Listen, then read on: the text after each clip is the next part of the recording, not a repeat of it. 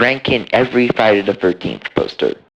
I like the idea behind Part 6's poster. By making the mask in the back appear so ghostly and larger than life, it helps sell the fact that Jason is so much more dangerous here than ever before. But the placement of the titles and everything just confuses me. Like, why is the subtitle above the main title? That's just confusing and it makes it look like the tagline is the subtitle, which I'm not a huge fan of. Because of that, I'm gonna give Part 6 a 6 out of 10, which is, kind of thematic. Okay, what is up with these posters and their obsession with removing the red marks? It seems entirely unnecessary to me and makes the mask look way more generic than it has any right to be. Also, is that supposed to be a machete? Because, to me, that looks more like a very stretched out Bowie knife, for some reason. I'm gonna give this one a 5 out of 10, on the same level as Part 4's poster.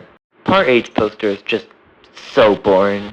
It's just Jason leaning over the city with no other creative ideas or concepts. I also hate the way that red and blue are mixed together in this one. These two shades just do not blend together at all, creating an ugly contrast with too much of an emphasis on the red. And because of this, I can't give it more than a 3 out of 10. I'm gonna be dead honest with you guys on this one. For literal years, I did not realize the metal thing in the background was Jason's mask. So, I think objectively speaking this one's pretty bad, as if the Elite Worm being put front center wasn't horrible enough already. I have no choice but to give this one a 2 out of 10.